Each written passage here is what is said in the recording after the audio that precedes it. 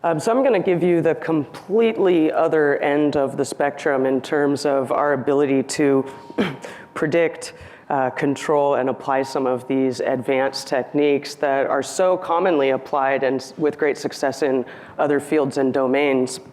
I'm going to share with you some new paradigms and strategic initiatives that we're aggressively pursuing in building energy efficiency at Lawrence Berkeley Lab. And I'm going to start with three big challenges that we're facing in buildings today. The first is that our building energy use is not predictable, and that's really hampering our ability to garner large investments in efficiency. So what I'm showing in this plot is the designed energy consumption of the building on the x-axis and the actual as-built measured consumption of the building on the y-axis.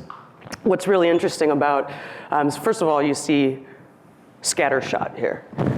When we get down into the range of the buildings where we put the most attention and we're trying to design the lowest energy buildings, that's actually where we're not meeting our targets. So you could see that if we're not able to carry through a design intent into the actual as operated phase of the building, it's a huge current challenge for our industry.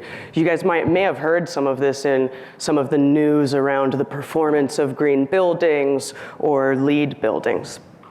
The second problem that we have is we're working in very, for the most case, very data poor environments. So energy use is not visible in buildings.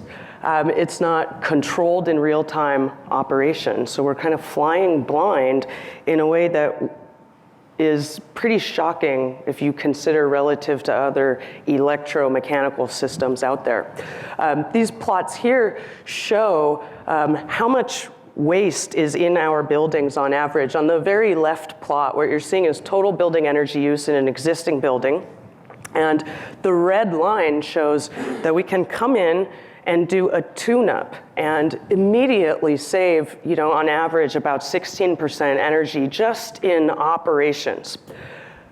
You will also, and the other parts of the plot just show, electric consumption, chilled water, hot water, so different measurements of energy use, but the same story.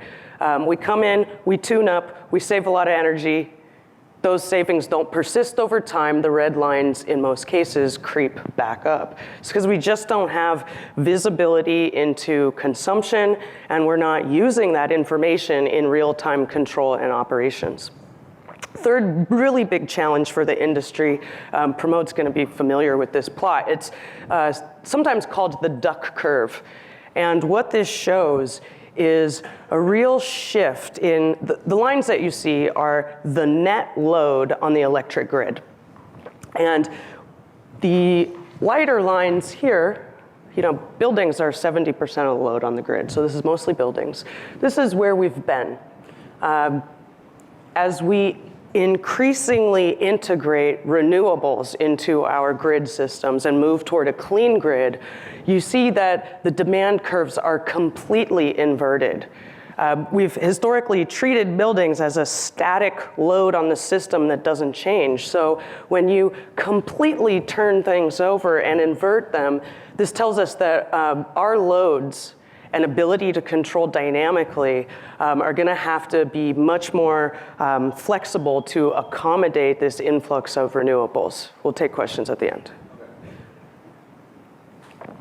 So where does this lead us in terms of how we think about where we need to go for the future? There's what these challenges and status quo today, where this takes us, is to a series of goals and recognizing where we need to go with our national building stock.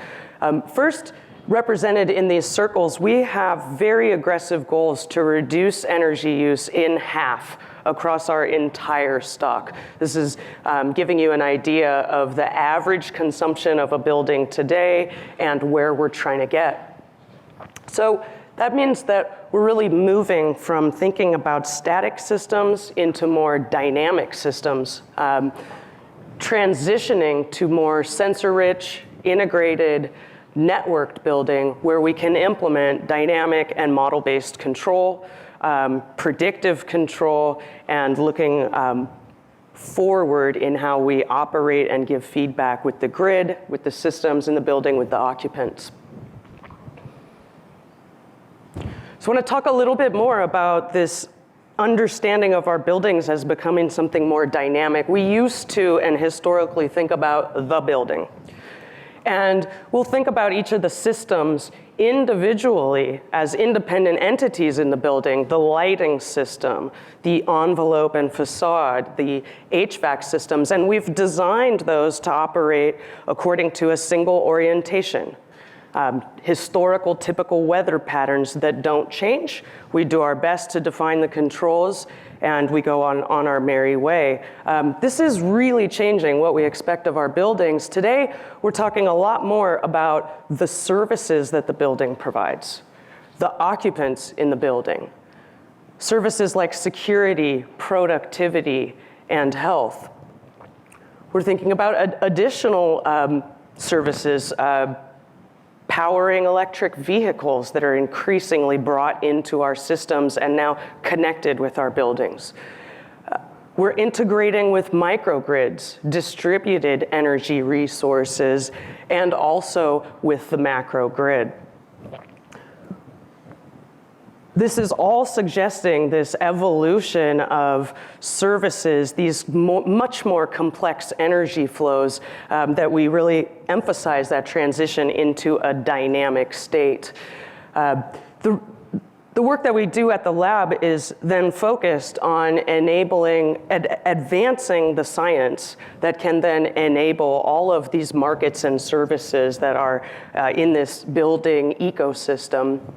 What that takes us to is, of course, a requirement for increased networking, bidirectional communications, and thinking not only about the building as a single entity, but campuses of buildings, communities, and city scale.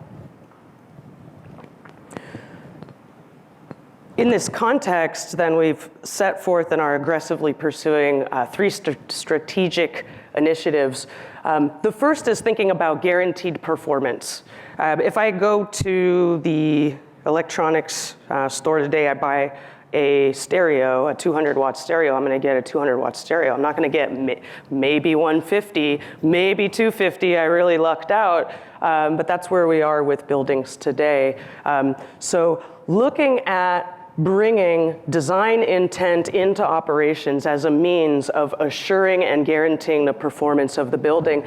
Today, we develop models, controls, embed our engineering expertise in the design phase, and that's completely cut off from operations.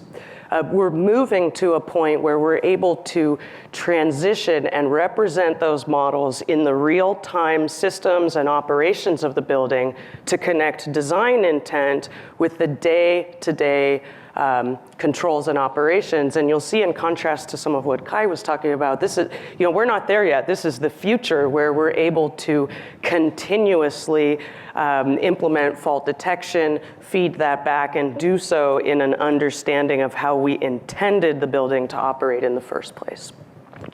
Second initiative is looking at common platforms. We have these very data poor environments. So how can we enable the advanced applications, services, and markets that we're looking to deliver? And the answer, we believe, is an operating system for buildings. We know what Windows did for PCs, Linux for the server types of platforms, Android for mobile devices, and now we're thinking about what can we unlock with an operating system for buildings. The third initiative that we're pursuing is that of networked integrated systems, where we begin to treat the building as a truly integrated system of systems. If we're able to deliver integrated model-based control across the HVAC, the facade, the lighting, and the plug load systems, we can reduce costs, improve comfort, productivity, indoor environmental quality, and truly optimize our energy use. There's savings of up to 80% to be gained from these approaches. And the final piece of this puzzle that I want to mention is a new test facility at Lawrence Berkeley Lab called the FLEXLAB. This is a dedicated set of test beds, side-by-side cells to do comparative analyses, very densely instrumented and highly flexible, reconfigurable spaces. We can do water-based systems, air-based systems, radiant, all kinds of different lighting arrangements and configurations, and even change out the facades. This is the kind of facility that doesn't exist anywhere else in the world. And it's allowing us, if you remember those goals, 50% energy savings in our stock. That's depth, energy savings in each building. We need to get there in a reasonable amount of time. This is not a 100-year goal. And scale, we don't want to save 50% in one building. We want to do it for all of our buildings. Having access to this type of facility focused on systems integration and advanced technologies is one key piece of the puzzle to get us there.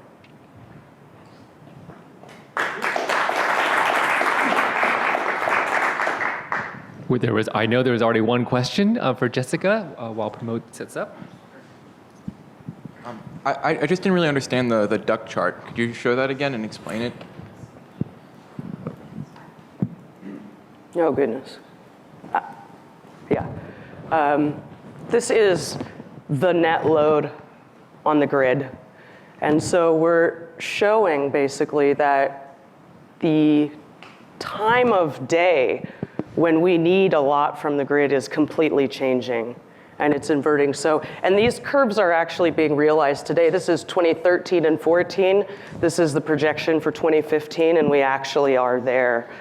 So this is showing you that you have basically a lot of renewable resources that are available in that mid part of the day. On the x-axis, what you're seeing is time and hour of the day. Sorry, I didn't make that clear. So time of day and when we need the grid to provide a lot of load is completely flipped over. And that means we need to be able to treat the buildings not as some static, never changing draw on the system, but be able to actually flexibly control them.